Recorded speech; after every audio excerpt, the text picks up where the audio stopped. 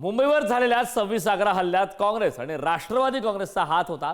स्थानिक प्रशासनावर प्रभाव असलेल्या व्यक्तीच्या सहभागाशिवाय एवढा मोठा हल्ला घडू शकत नाही। मुंबईवर हल्ला होणार याची सगळ्यांना कल्पना होती असा खळबळजनक दावा आता भाजपच्या माधव भंडारींनी केला।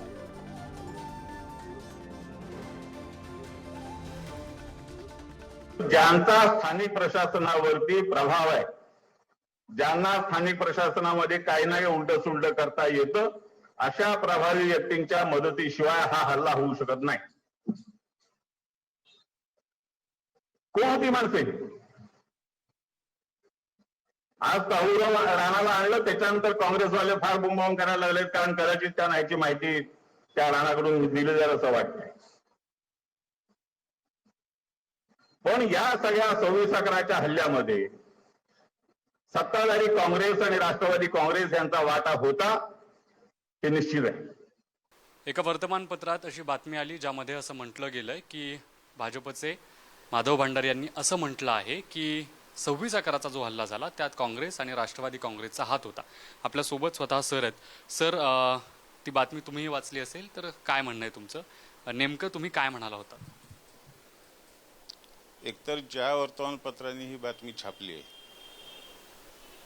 त्यांचे कोण प्रतिनिधी तिथे हजर होते मला कल्पना नाही, पण त्याच कार्यक्रमाची बातमी इंडियन एक्सप्रेसमध्ये आली आहे, ती पूर्ण वेगळी आहे।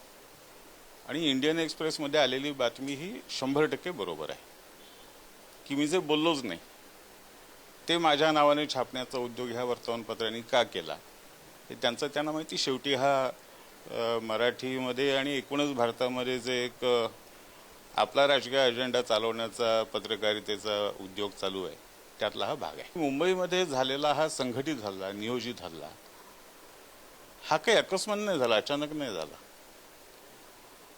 त्याची माहिती सरकारला मिळाली होती का? तर मिळाली होती। राज्य सरकारला त्याची माहिती मिळाली होती। केंद्र सरकारच्या तपास यंत्रणांनी राज्य सरकारला पुरेशी अगोदर माहिती दिलेली होती आणि राज्य सरकारने सांगितलं, मी नाही सांगत आहे।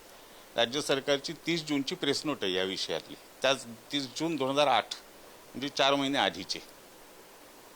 मग जर ही माहिती मिळालेली होती तर मग या सगळ्या हल्ल्याकडे दुर्लक्ष का केलं, त्या माहितीकडे दुर्लक्ष का केलं?